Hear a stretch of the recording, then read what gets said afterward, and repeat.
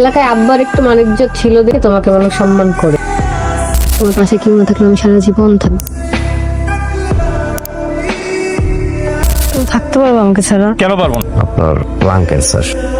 ওজন আজ থেকে বাড়ি বাইরে না যায়। তুমি কি কখনো আমাকে ভালোবাসছো? বাসি নাই। কি হয়েছে তোমার? আচ্ছা আবার বকা খেয়ে আসছো না?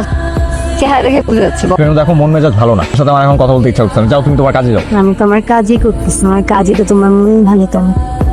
সবসময় সবকিছু ভালো লাগে না। তোমার সাথে রাতে দেখা করবো, যাও এখান থেকে। আচ্ছা চাচা চাচির সাথে রাগ হয়ে লাভ আছে? তারা তোমার জন্য কত কষ্ট করছে। তুমি পরীক্ষায় ক্লাস পাইছো, এই জন্য তোমার কম্পিউটার কিনে দিচ্ছে। তুমি ক্যামেরা কিনে চাইছো, তারা তাদের সে সঞ্চয়টুকু দিয়ে তোমাকে ক্যামেরাও কিনে দিচ্ছে। কত কষ্ট করে তোমার পড়ালেখা শেষ করাইছে। তারা কি তোমার থেকে একটা চাকরি আশা করতে পারে না? চাকরি না পাইলা, কমপক্ষে কাজে তো একটু সাহায্য করতে পারে। তোমাদের মেয়েদের সমস্যা কি জানো? তোমরা না বেশি কথা বলো। আবি আমি কতবার বলছি না যেরকম অফ না করে রুমে ঢুকবা না।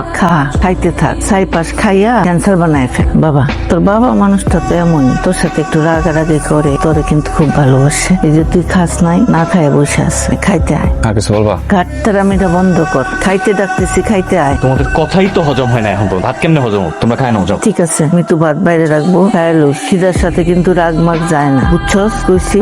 আর সারা রাত কম্পিউটার চাপা বন্ধ কর। মানুষ সারা দিন খেতে খামারে কাম করে ভাত জুটাইতে পারে না, উনি কম্পিউটার দিয়ে ইনকাম করবো। ফাইজলামের একটা সীমা আছে। দেখবে একদিন ঠিকই। বাচ্চাদের মতো এরকম মন খারাপ করে থাকলে হয়? শোনো, পৃথিবীতে সবকিছু সমাধান আছে, ঠিক হয়ে যাবে সব। বল নাও, টক করে একটু খেয়ে নাও। খাইতে ইচ্ছা করছে না। এই বয়সটা যে কবে শেষ হবে নিজেরই নিজের কাছে একটা বোঝা মনে হইতেছে। শোনো, সবারই এক সময় না এক বয়সটা পার করতে হয়। তোমার উপর আশা আছে, বা তুমি অনেক ভালো কিছু একটা করবো। তোমার পাশে কেউ না থাকলে আমি সারা জীবন থাকবো না। আমি একটু খাও। ভালোই তো রান্না, তবে একটু লবণ কম। মুরগি কেনার টাকা পেলাম তুই?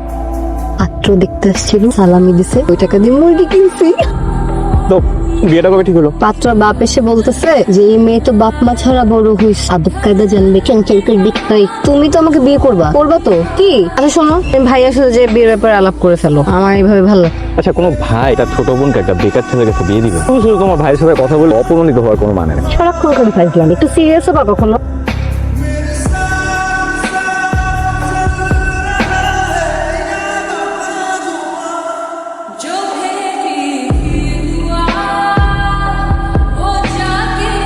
ওকে তো আমাকে বাড়িতে একটা আনন্দের দিন, তোর বোনের দেখতে আইবো।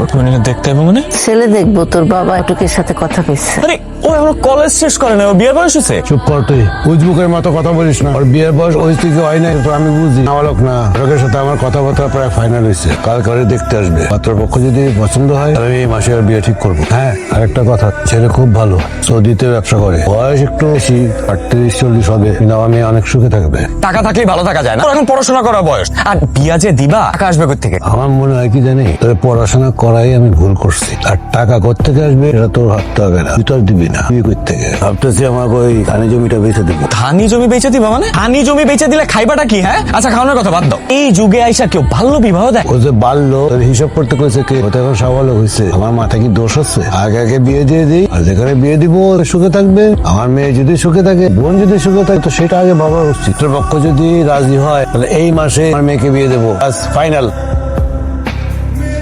ঢাকা চলে যাবো কেন? আমার কথা শুনে গ্রামে থেকে তো কিছু করতে হবে। আমি দেখি ঢাকায় গিয়ে কিছু করতে পারি কিনা। তুমি চলে গেলে আমার কি হবে? হ্যাঁ, তুমি থাকতে পারবে আমাকে ছাড়া? কেন পারবো না? আমি আমার লাইফের এমন কোনো বড় চ্যাপ্টার না তো তোমার ছাড়া আমি থাকতে পারবো না। তুমি তোমার মতো কারো খুঁজে নাও তো, যাও। বাড়িতে আমার জন্য এত ভালো ভালো সম্বন্ধ আসতেছে, আমার যদি খোঁজার হইতো আমি আগে খুঁজে নিতে পারছো।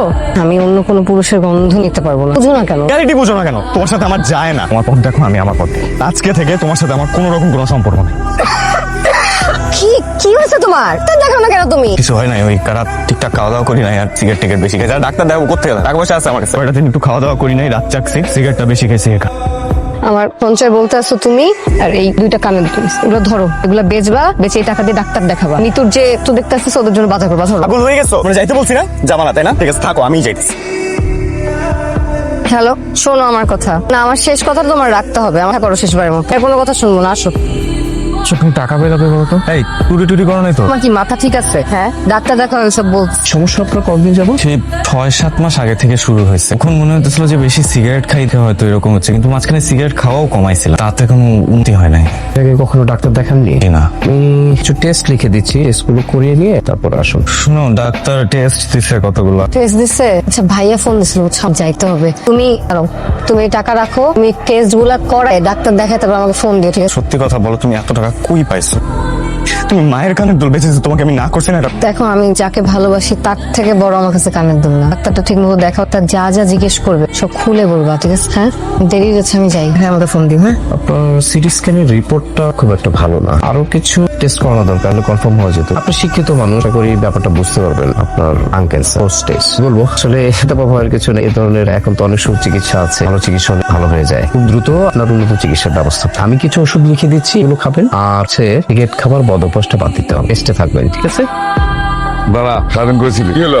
কোচিং শেষ করে একটু বাজারে গেছিলাম। তোর মতো একটা যুবতী মেয়ে কাকা বাজারে ঢ্যাং ঢ্যাং করে ঘুরে বেড়ায়। এই মেয়ে এরকম দেরি করলে কিন্তু বাড়ির খাওয়ান দাওয়ান সব কপাল থেকে উঠে যাবে, ঘরে যাও। দাঁড়া, তুমি কে বলার? কানের দুল কই? কি করছস? কানের দুল ভেয়া কালে হারায় গেছে। সকালবেলা হারায় গেছে না? আর কত মিথ্যা কথা বলবি? ওই বাদাইমার জন্য আর কত মিথ্যা কথা বলবি? শেষ পর্যন্ত আমার মার শেষ স্মৃতিটুকু বিক্রি করে দিলি, একটু চিন্তা করলি না? কি জন্য? কি আছে ওর মধ্যে? শোনো, মনে বলে দিতেছি, তুই আজ থেকে বাড়ি বাইরে না যায়, কথা যেন মনে থাকে। আচ্ছা, দাঁড়া, নি কোথায় সারাদিন? হ্যাঁ, তুই তো জানিস তোর একমাত্র ছোট বোন, তার সম্বন্ধ ঠিক হইতেছে, ওই দেখতে আসবে, এই সারাদিন ওই টই করে করছি। মন ভাই, তুই তোর কোনো দায়িত্ব জ্ঞান নাই যে বিয়ে শাদী করাবো? আমি বাপ হয়ে আমি চিন্তার মধ্যে আছি, কিভাবে আমার এই মেয়ের বিয়ে দেবো, টাকা পয়সা লাগবে, এর থেকে জোগাড় করবো। তো অপর মাঠে তো কোন রকমেরই সাহায্য কার্য করতে পারবি? আমি তোর লেখাপড়া শিখেছি, তুই হয়েছি জমানুষ, ঢং করে তোমার কান্দে। আবার তুই ঢং করিস না, যে একটা অপর মাঠ দেখি, আমি জানি বোনের প্রতি তো দায়িত্ববোধ থাকে না। এরকম ছেলে আমার। ডাকছো কেন? চিন্তা করো না, আমাকে বিয়ে করতে বলবো না, আমি বিয়ে করতেছি। ছেলের মুরগির দোকান আছে, ওনার সালামির টাকা দিয়ে বিয়ে কিনতে হবে। মুরগিতে লবণ কম হলে বলে দিব, দোকান থেকে নিয়ে আসবে। এসব বলার জন্য ডাকছো তুমি আমাকে? না, তুমি না আমাকে বলতা বিয়ে করে ফেলো, বিয়ে করে ফেলো। করতেছি আমি, তুমি আসলে আমি খুশি হব। দাওয়াত দেওয়ার জন্য ডাকছো এখানে? সত্যি কথা বলবা, তুমি কি কখনো আমাকে ভালোবাসো? একদিনের জন্য, একটা সেকেন্ড? বাসি নাই। একটা শেষ কথা বলবো, এখনো ভয় পাচ্ছ? বললাম তো বিয়ে করতে বলবো না। খাওয়া দাওয়াটা ঠিক মতো করো, চাচা চাচির সাথে রাগ করে দেখো না, আর সিগারেটটা খাওয়া কমাই দিও, ওষুধ ঠিক মতো খেয়েও একটা দেখায়। কি জন্য তুমি আমার হইলাম, তোমার জন্য আমারই হয়ে।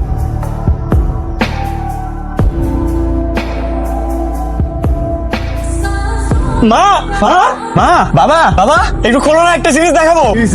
এত রাতে তো ছেলে লাগেন রে। এদিকে দেখো, ঢাকায় একটা ফটো ফেস্টিভ্যাল, আমার ছবি সিলেক্টেড হয়েছে, টপ 3 তে আছি বাবা। জিততে পারলে 5 লাখ টাকা দিব, তোমার জমিও বেচতে হইব, আমাদের যত দুঃখ কষ্ট আছে সব মিটে দিব। বাস কি তোর এই বাঙ্গা কম্পিউটারে তোর 5 লাখ টাকা দিব? কই থেকে দিব? হ্যাঁ মা, আমার নাম হয়েছে টপ 3 তে, দেখো এই যে আমার নাম। আমি তো নাম পড়তে পারি না। এই তুই কি আমার উজবুক মনে করছো? ইয়া বলতে বল কথা কস, তুই বাঙ্গা ক্যামেরা বাঙ্গা কম্পিউটার দিয়ে 5 লাখ টাকা ইনকাম করবি?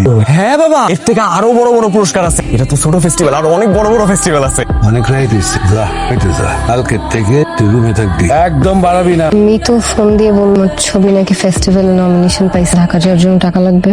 আমি কত বেহায়া তাই না? এত কিছু পরেও বারবার তোমার কাছে ফিরে আসে। যাই হোক, তোমার জন্য অনেক দোয়া, আমার জীবন সুন্দর হোক।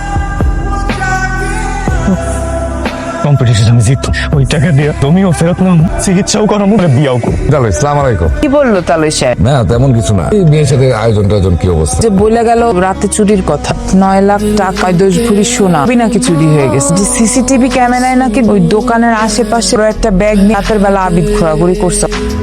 বাবা, বাবা, সবাই কইতা না আমার দিয়া জীবনে কিচ্ছু হইব না? বাবা, তুমি উপার্জনের টাকা বাবা না। টাকা পেলি কোথায়? এই সেদিন তোমাদেরকে দেখাইলাম না, আমি যে নমিনেশন পাইছি, ওটা কেউ পাত্তা দিলাম না, তো পুরস্কার পাইছি বাবা। এত টাকা তুই কই পেলি? পুরস্কারের টাকা বাবা। আমার ছেলে চুরি করে নাই বাবা, আমি চুরি করে নাই বাবা।